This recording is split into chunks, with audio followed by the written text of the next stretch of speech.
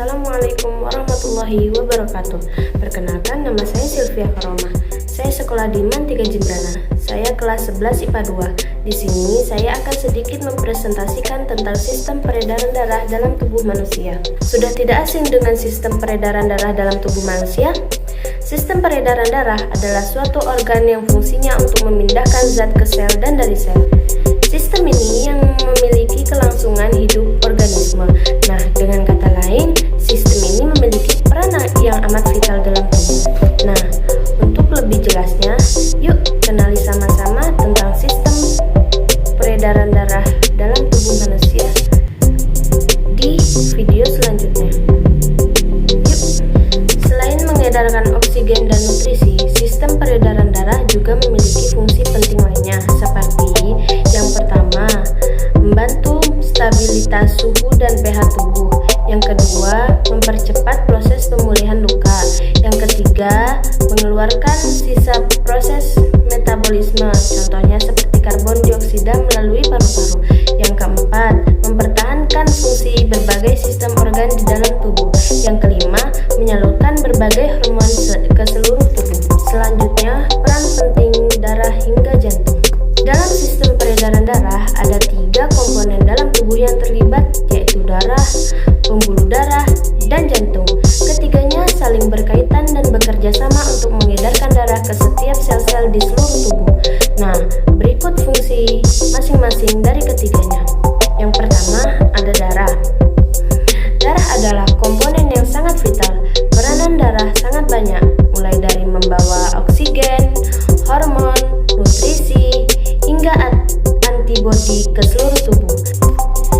Darah terdiri dari cairan dan padatan. Bagian cair disebut plasma yang terbuat dari air, garam, dan protein. Lebih dari separuh darah dalam tubuh darah plasma. Bagian padat dalam darah mengandung sel darah merah, sel darah putih, dan trombosit.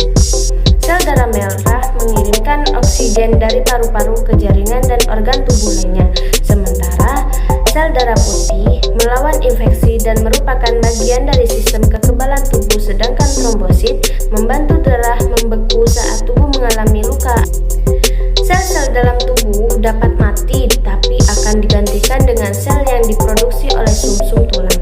Sel darah merah hidup sekitar 120 hari dan trombosit hidup sekitar 6 hari, sedangkan beberapa sel darah putih hidup kurang dari sehari, tetapi yang lain hidup lebih lama.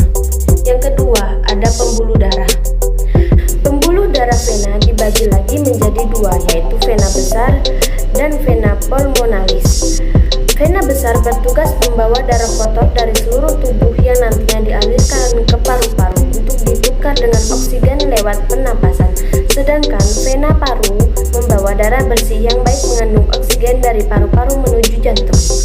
Pada manusia, fungsi dan struktur pembuluh darah dapat dipengaruhi oleh berbagai penyakit dan kondisi.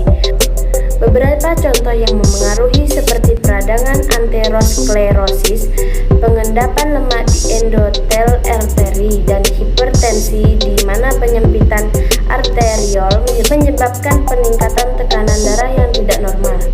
Yang ketiga, ada jantung.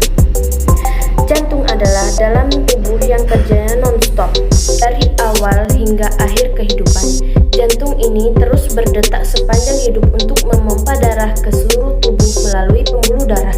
Organ ini terletak di tengah rongga dada, tepatnya di belakang sisi kiri tulang dada. Sekian dari presentasi saya. Kurang lebihnya saya mohon maaf. Wassalamualaikum warahmatullahi wabarakatuh.